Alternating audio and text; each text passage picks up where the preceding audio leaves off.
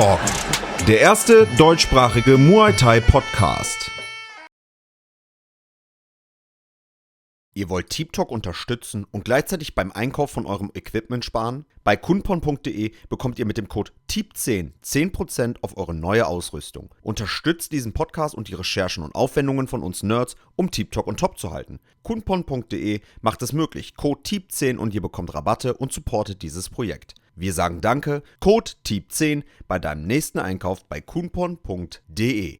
Yeah, part 2, TeamTalk. Presented by Joseph Comerford today. So we are back right now with the part 2 because, like we said in the first video, you are very famous for, on television especially, also here in Europe, because you're one of the commentators for RWS in the Rajadamnern Stadium on the zone in here. So let's get more a little bit into, your passion for being a commentator. How do you approach commentary to keep both hardcore fans and newcomers engaged? How are you going to try to bring that together when you're commentating Muay Thai fights? Humor is a big part of my commentary. So often with my commentary, you'll hear me using really terrible dad jokes and puns. I think humor and especially I think being Australian helps because, Australian humor can be quite dry, but quite effective, and it's kind I of. remember when I had John Wayne Parr here in the podcast, and he was throwing some jokes I even don't understand because they were so dry, and I was so blessed to have him in the podcast.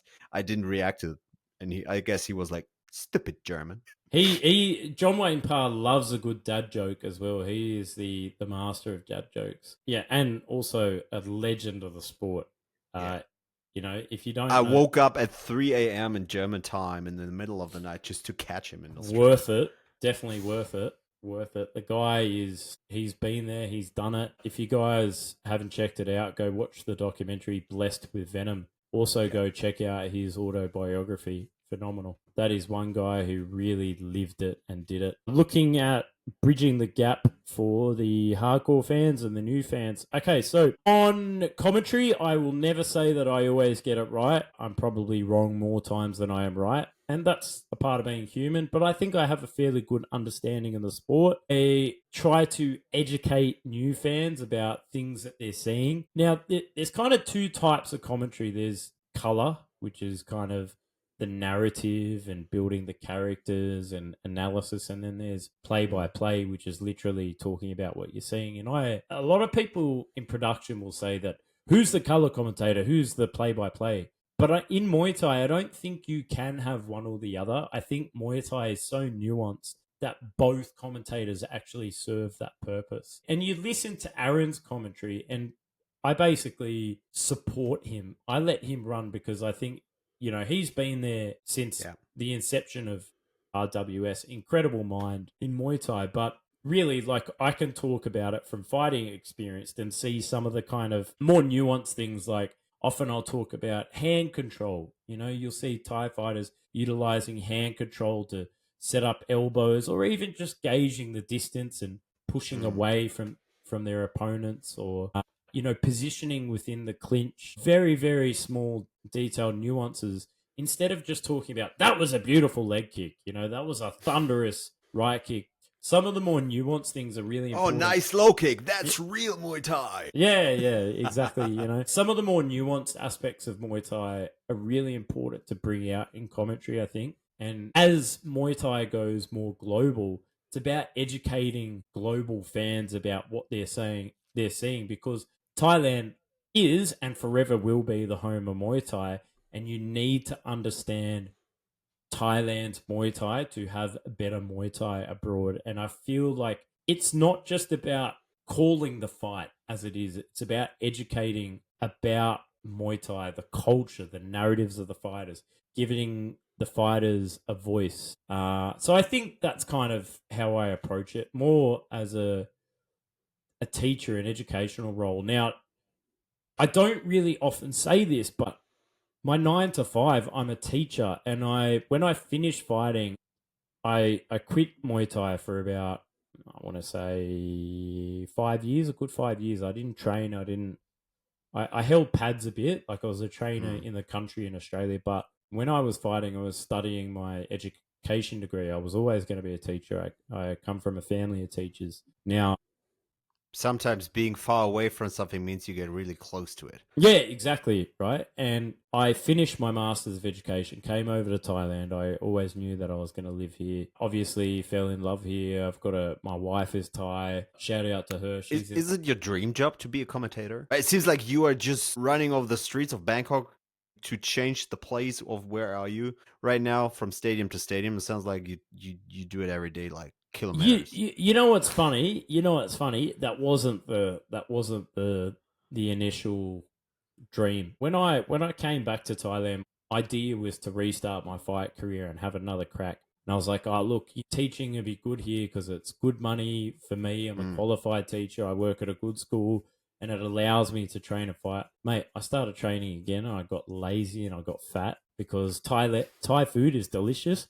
And I tell you what, it is so hot here all the time. It is easy just to crack open a cold beer. And once you got one, you got another 6 down. And as a German, beer is an important part of eating food. Life.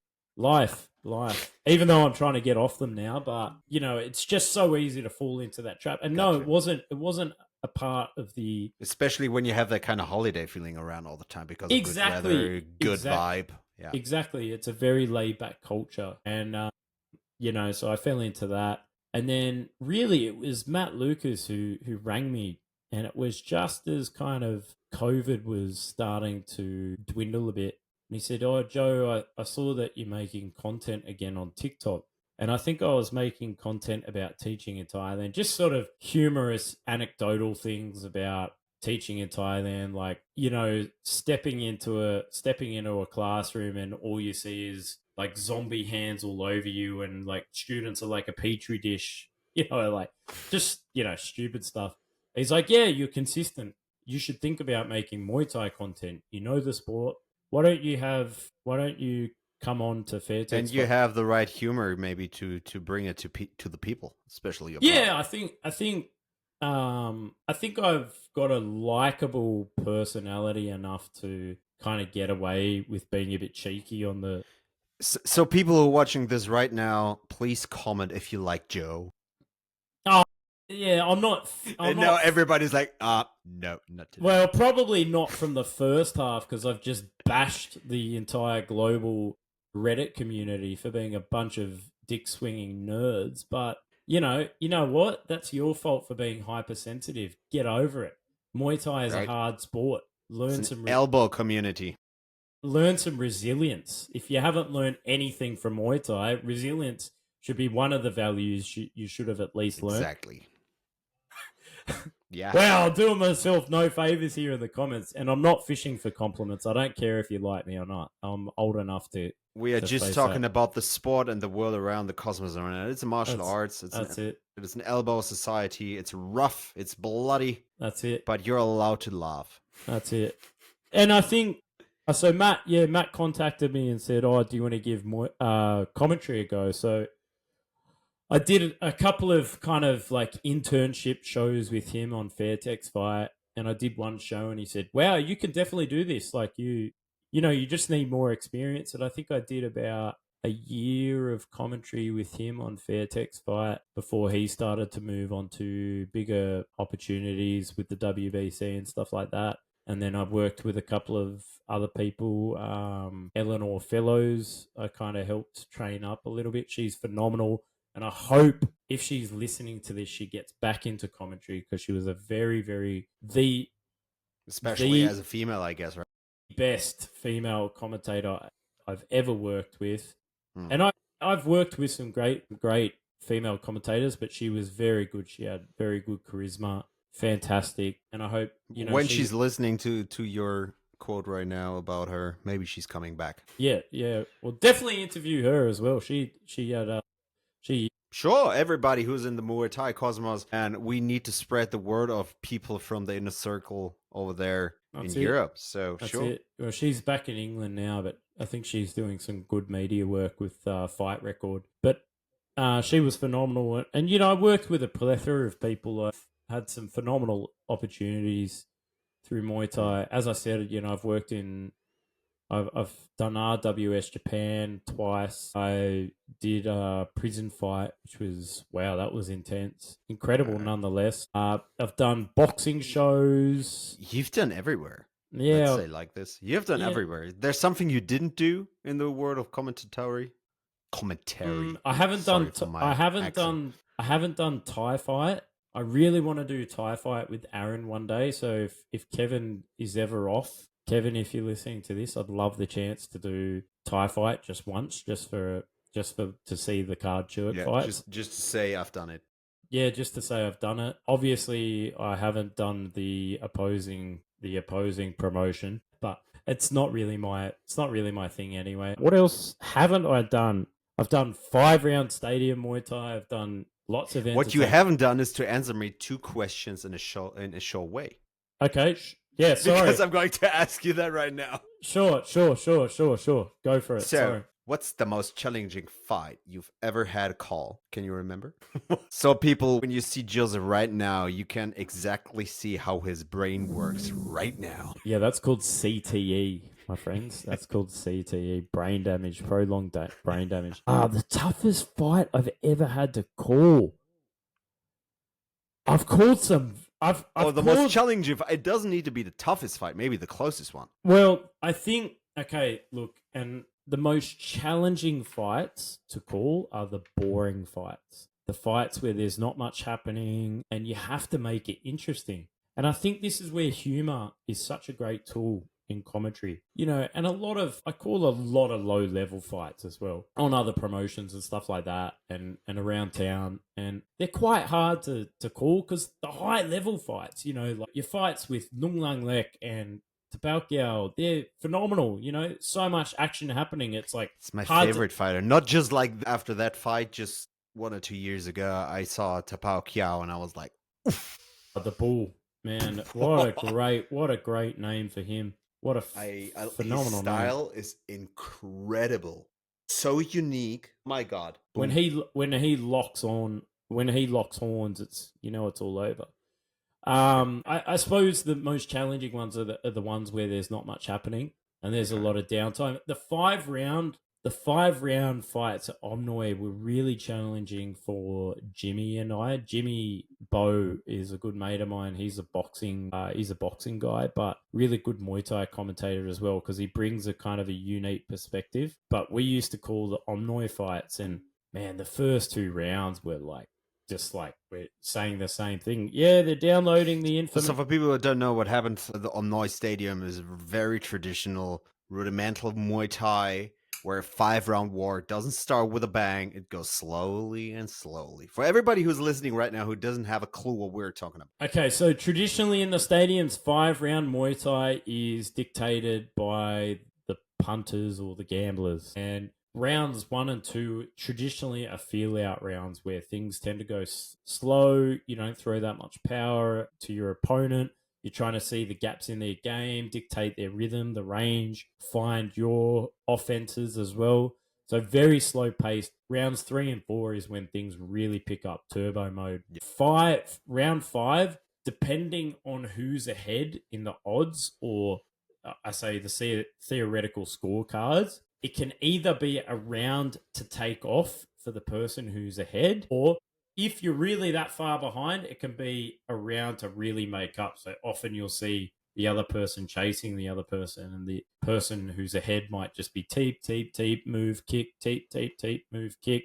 And then the last 30 seconds, if unofficially there's a gentleman's agreement, and it has to be up to the 2 fighters, they might dance for the last 30 seconds because they have to fight next week. So they don't want to hurt each other. But it's build up over the narrative, and it's quite a hard format to call. So what was maybe the best fight you've ever commentated? Last week. Tapakyo Lunlanglek. Last week. Boom. Amazing. That fight, I watched it with my wife. I was like, what the fuck is going on here? Man. Elbow. That second round was amazing from Nung Lang Lek. But then after... So much heart. Yeah, so much heart. But after he had nothing to answer to Bao with. Yeah, amazing. Like, that was just a clinic in clinch domination. It was... What a fight. That was... You know, Aaron said it in round number 2. That was the round of the year. Like, I honestly think that was one of the best. Tapao Nunlanglek on August what was that, 7th? I will peg it right here in the show note. This fight needs to be viewed. Oof, oh my God. August the 9th, I think it was. Yeah. August, maybe it was the 7th, but it was phenomenal action. Tapao Nunglanglek, Jitmungon, phenomenal fight. Super fight, worthy of being a super fight. The best fight I think I've ever called. And I'll tell you what, RWS super fights, I've called some really good ones. Daniel Rodriguez versus Litewada, that was a phenomenal fight that I called as well. Pet Moricott, Joe Ryan was another really good one that I've called. Your prediction, Pet Moricott against Danny. I'm Team Danny because he speaks German as well. He was in this podcast as well, and I like him. The fan base in Germany is pretty big. I mean, Pet Moricott is Pet Moricott, right? But this fight. Look, I think it's going to be. Look, I think Daniel can get the job done, 100%. But I think Pet Moricott is going to make it a really hard fight for him because I think Daniel's got this great analytical mind and he does a lot of video study of his opponents, like he did with Lit Tewada, right? He knew that Lit Tewada was a heavy boxer on the front foot because he had that boxing experience. And I think he's going to watch out for the left elbow, but I think Pet Moricott's going to change things up. He's that experienced and he's that experienced at the high level that I think Daniel will get it done, but I think Pet Moricott is going to make it frustrating as hell for Daniel. Sometimes this is something you need to have when you want to get better. Exactly. I mean, in the end, you need it every time. So you got to prove. I mean, you got to prove why you're the best. You know. Yeah. You got to. You can't just sort of float through and have the belt. You got to prove yourself against the very best. So, and that's what Daniel's doing. You know, he's not had easy fights the last couple of fights. So, you know, he's phenomenal international talent on RWS. Yeah, so I think some of the best fights I've called. Definitely some of the big fights on RWS. You know what? To be fair, though, some of the talent that came through the Road to One series on Fairtex Fight, there were some fucking great fights on that as well. I want to remember his name, but I'm not going to remember. But he was a Jitman fight. I want to say Nontachai Jitmanon, but that's not going to be his name. It's something like that. He's got curly hair. He fought on one, I think. But he was a really good fighter to watch. I don't know the name.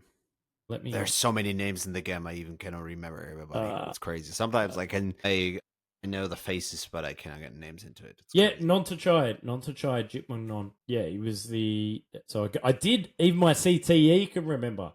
Because one thing people will know this, I'm hopeless with weight divisions. I can't remember who's the champion of what friggin' weight division. So that's crazy. I can do that pretty good, I guess, but names and faces, oh my god. Yeah. Weight class, no problem. Nah, weight class is. We should put us together, our talents, and then that's it. We could do our own rankings. We could do the Chok Moy Chats Teep podcast rankings for 2025. I'm into that. Let's go a little bit further in the questions, especially back on your path of being a commentator and also a journalist. As a journalist, how do you decide which stories in the Muay Thai world are worth to tell? Or is it more like your character that you just spread the word however you feel it? Yeah, so straight a into lot your face. Pretty much a lot of it is really circumstantial of things that I come across or conversations that I have during the week, or maybe I might be listening to a podcast and something takes my interest and I'm like, no, I might challenge that point. I listened to a Muay Thai podcast today, and there was an interesting idea that I was like, I don't know whether I necessarily agree with that. And that's why I made that post about today on Instagram about, like adapting and how there is no kind of pure era of Muay Thai. It's just each generation is adapting to the state of the economy or the fan base at the time, So often it comes from conversations that I'm having with friends or troubles that they're going through at their gym. And I'm like, okay, yeah, all right, let's educate people on etiquette. So one big thing, obviously, like I tend to revisit is staph infections, like staph infections and skin infection. Hygienic. Yeah. Gym hygiene is really important here in Thailand. You're in a humid tropical environment. Basic hygiene is super important, especially in gyms. Staph infections are the most common thing, but people can die from them. I've seen fighters go into fights. I mean, very popular right now, Ben Askren, who got Yep. problems because Yep. of a staph infection. Yep. I had a friend in Australia who got golden staph, which is probably one of the worst kinds you can get. Got it on his elbow and was about to lose his arm if he didn't get it fixed. So, like it's serious. And I don't think fighters or practitioners take it seriously enough for what it is. Like for me, I'm pretty inconsistent with my Muay Thai training. As you can see behind me, I've got a little weight set up. So I lift weights to try and counteract my fatness. But in terms of consistency with Muay Thai, one of the biggest things is because I go to gyms and I see Billy Bob, I see Mary Jane, I see Somchai, who have all got staph infections. I'm a school teacher. I don't need to be out for 5 days on antibiotics with a staph infection. I mean, if you're at a gym with a staph infection, there's no way you should be there because all the Thai fighters, they fight every single month. If they get For staph, money, for a reason. for their family. How selfish are you because you come on a 3-week holiday? And I get it. You paid all this money to come and train in Thailand and you want to make the most of it. But you've also got to have a bit of self-responsibility and realize like these are people's livelihoods at stake. They don't have health insurance, Sometimes a course of antibiotics doesn't clear it up. So if you do have a staph infection or you're worried about a skin disease, stay home, go to the doctor straight away, get treatment for it. Don't go to a gym. That's the worst thing you can do and spread it around to everybody else. It's just about having a bit of freaking common sense. But yeah, that's a really common thing. A big push of my content is etiquette on how to conduct yourself in Muay Thai in Thailand, paying respect, not being a drunk idiot and trying to fight people because you think you're a tough guy because you did a week. It sounds funny, but it's true, honestly man. true. It's true. The amount of headlines that I see of troubling foreigners, especially young Muay Thai guys coming over fighting because they go to the entertainment venues, with the lady bars, and they go and pick a fight with the security there and they get their ass whooped and they end up on the front page news for being a drunk idiot because they thought they were a tough guy. No, like if you wouldn't, this is my final line on this is like, if you wouldn't do it at home, then why do it here? And if the people, and especially people you hang around here in Thailand, if you wouldn't hang around them at home, then why would you hang around them here? That's another big factor because there's all sorts of nefarious types and it's mostly foreigners. It's not, Thais are amazing. And I'm not saying that all of them are perfect, but most of the problems I see here are caused by foreigners misbehaving. Could you share a behind the scenes moment from commentator or reporting that still sticks with you? Now we are interested. Behind the scenes moment. Something that sticks with me. I think I got him. I think I got Joseph Comerford. This is what Matt Lucas told me. Try to get him. Really? Yeah, I think there's not one that really particularly stands out to me. I think, which is good in the end. I mean, yeah, in terms of one that stands out to me I think no. Just speaking about Aaron and I did a show ages ago. And it wasn't an RWS show, but it was another one. And we were shocked because this girl in the crowd lifted her shirt up and showed her breasts on the big screen. In Thailand. In Thailand. And if you've been to Thailand, that's a big cultural no-no. And we were just looking at each other just going, what? Did that really just happen? I mean, that's probably a big shock because we both lived in Thailand for a long time, and it's kind of shocking for us to see that, because I suppose I've sort of been living in Thai mode for so long. I think another moment that stands out to me is backstage seeing Kun Suk Noi and Kun Suk Lek, the way that backstage at RWS, the way that those two brothers support each other. I think it's really beautiful. Like one of the things about Muay Thai is seeing it's not a solo sport, it is a team sport, and seeing the love that those brothers have for each other. And they're not afraid to like show their brotherly affection for each other on the world stage. Like you see when Kunsuk Lek successfully defends his title, every time Kunsuk Noi will come up and kiss him. You know, it's just his brother. You know, I think that's really beautiful to see that it's not just about violence, but it is about community, and this is about family as well. You know, often people will talk about their gym as their second family, but I think that's a really important aspect of this sport is the togetherness that it brings in moments of celebration or even moments of loss. So yeah, definitely that is a standout thing of seeing. I think it's really beautiful to see that the way those two brothers act towards each other. And I think that's really all I've got. I've not seen any kind of crazy, you know, often you'll hear stories about backstage, the sixth round. Do you know about the sixth round? You will tell us that right now. Okay, the sixth round, there's a concept of what's called the sixth round in Stadium Muay Thai when a fighter loses a big fight, because obviously you've got the bettors who are betting a lot of money, and when they lose a fight, they get the sixth round by their coach. Now it's a very common story that you'll see. I think you often see it through Sylvie von Douglas's writing. Matt has written about it before. Matt's told me that he's seen it backstage at a lot of stadiums. I've actually never seen it. It's not something that I really want to see, is to see fighters getting mistreated or mishandled by their coaches. But I think we're getting beyond that kind of culture at the moment, because I mean, it's not the happy bubble everywhere. No, it's not. Not what people who go back No, abroad and I mean that's the reality, is that, you know, not everybody in this sport is a good character, and that's the reality of life. But it's not something that I've seen, and thankfully, because you know, it's not something I really want to see. I don't want it to be about violence. I want it to be a sport. You know, it's a sport that changes people's lives for the better. It gives you tools. It gives you tools that you can carry on into your life. You know, resilience, respect, discipline.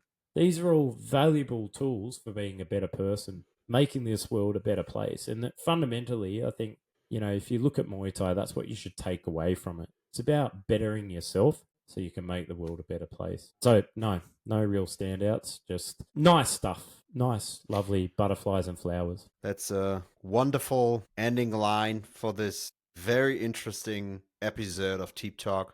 Joe, it was an honor to have you on the mic in here. Thanks for sharing your knowledge. I guess we could talk for another 4 hours. Maybe we will do it again. I would be very happy. So certainly can. The last words are yours. Like I said, thanks for sharing your thoughts, your experience, and everything around the world of Muay Thai today. And yeah, hope we hear us soon again. Okay, in the world of Muay Thai, people matter, and Fred is one of them. That's all I got to say. And I do apologize to the fans of the Teep podcast for going on tangents. That's just my old CTE brain. But thanks for having me, mate. I really appreciate, and I love the work that you're doing. You know, I've heard a lot of good things from people like Matt Lucas and Kevin from WBC. So keep up the good work and spreading the message of Muay Thai to the continent of Europe. And, you know, I hope the fans like RWS and enjoy what the team at Rajadamnern are bringing to the world of Muay Thai. They're working really hard to try and make a palatable product. And good luck with your promotion, my friend. And thank you again. I really appreciate the opportunity for coming on and talking about something I'm really passionate about, which is Thai boxing, Muay Thai, the art of 8 limbs. That's it. And yeah, I'll give you a flex as well. I'm not quite as muscular as you, but I'll keep trying. One day I'll get there.